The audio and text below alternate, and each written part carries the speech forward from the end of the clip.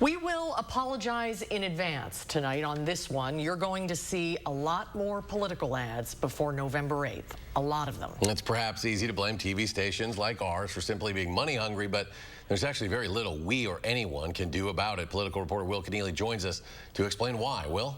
Well, that's right. A lot of these regulations are largely to protect the candidates. They don't want the TV station owners to be able to censor what they say. And just a quick note here that the ads that run on our air are handled by our sales department, which is independent of our newsroom and actually in a different wing of the building. But for those regulations, UW-Madison professor Katy-Culver says there's actually an interesting history behind them. So all of this regulation came from a concern as television was developing, so in the 1930s and 40s. Back then, regulators feared the amount of power television could have over elections. They essentially could pick a favored candidate and splash that candidate across their airwaves and really influence the outcomes of elections.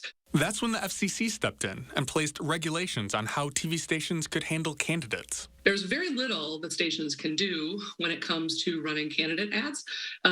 They have to run them from legally qualified candidates. They can't edit or censor them. So if a TV station runs one ad for a candidate for governor, for example, they have to allow for all candidates in that race to have the same opportunity.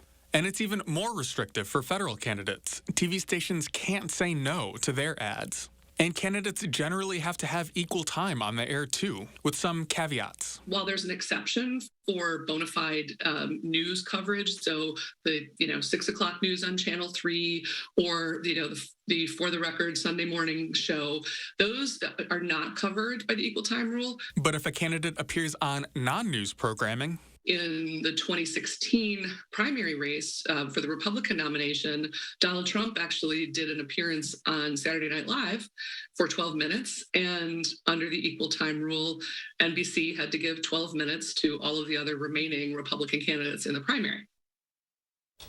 Yeah, so with all those regulations comes some protections, though, for the stations. Stations can't be sued for the content of the ads if there's slander in them, for example. The candidate who makes the ads would have to be the subject of the suit in that case.